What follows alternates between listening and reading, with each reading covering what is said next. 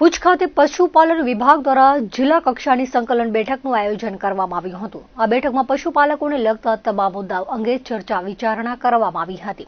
આ અંગે પશુપાલન અધિકારી ડોક્ટર રાજેશ પટેલે જણાવ્યું હતું કે પશુપાલનના કૃત્રિમ બીજ દાનની કામગીરીને વેગ આપવાનો છે તે બાબતે વિસ્તૃત ચર્ચા કરાઈ હતી અને વધુને વધુ પશુપાલકો કૃત્રિમ બીજ દાનનો લાભ લે અને આવનારી કચ્છની પશુધન ઉચ્ચ ગુણવત્તાવાળી જન્મે તેમજ કચ્છના દૂધ ઉત્પાદનમાં વધારો થાય તે અંગે ચર્ચા કરાઈ હતી। સાથે જ પશુ રસીકરણ, સારવાર અને સરકારની વિવિધ યોજનાકીય કામગીરીની સમીક્ષા કરાઈ હતી। તાલુકા વાઇઝ ચાલતી પશુ વસ્તી ગણતરી તેમજ વીમા સહાય યોજનાની કામગીરીની સમીક્ષા કરાઈ હતી। વધુમાં કહ્યું હતું કે આવનારા 3 મહિનામાં અંદાજે 17,000 જેટલા કૃત્રિમ બીજ દાનની કામગીરી કરવાનું જિલ્લા કક્ષાએ લક્ષ્યાંક અપાયું છે, જેમાં પશુપાલન વિભાગ, દંડિષ્ટ પશુ સુધારક, સરહદ ડેરી ઉપરાંત તમામ NGO સાથે મળીને કૃત્રિમ બીજ દાનની કામગીરીને વેગ આપવાનું લક્ષ્યાંક છે।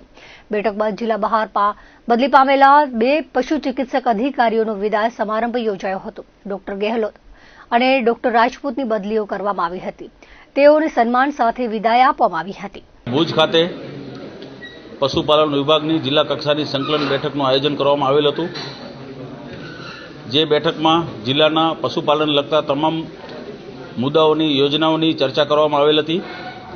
ખાસ કરીને જિલ્લામાં અત્યારે પશુપાલનમાં કૃત્રિમ બીજદાનની કામગીરીને જે વેગ આપવાનો છે અને આવનારા 3 મહિનામાં પશુપાલનની કૃત્રિમ બીજદાનની કામગીરીને વેગ આપવાનો છે તે બાબતમાં ડિટેલ ચર્ચા થઈ છે અને વધુમાં વધુ કચ્છ જિલ્લાના પશુપાલકો કૃત્રિમ બીજદાનનો લાભ લે અને આવનારી જે કચ્છની જે પશુધન છે તે ઉચ્ચ ગુણવત્તાવાળી જન્મે અને કચ્છના દૂધ ઉત્પાદનમાં વધારો થાય તે માટેની ગહન ચર્ચા આજની મિટિંગમાં કરવામાં આવેલ હતી।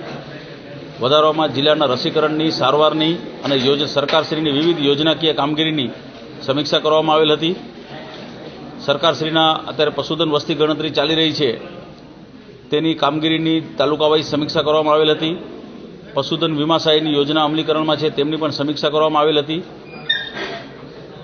જિલ્લામાં અત્યારે જે પણ જિલ્લાના આઈ ખેડૂત પોર્ટલના યોજનાઓ છે, ચાપ કટર યોજના છે, બકરા એકમ યોજના છે, કૃત્રિમ બીજદાન સહાય યોજના છે, ખાણદાણ સહાય યોજના છે, વિગતવાર એમની ચર્ચા કરવામાં આવેલ હતી।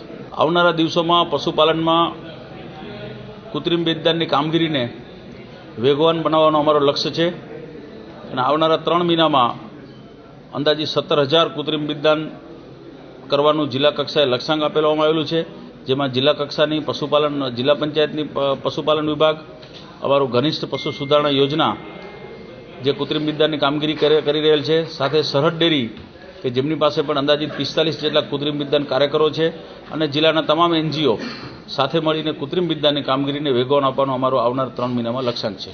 જિલ્લામાં અમારા 2 પશુ ચિકિત્સા અધિકારીઓ અન્ય જિલ્લામાં બદલી થયેલ હોવાથી ડોક્ટર ગેહલોત અને ડોક્ટર રાજપૂત બંનેનો વિદાયનો પણ પ્રોગ્રામ સાથે મિટિંગની સાથે આયોજન કરવામાં આવેલ હતું।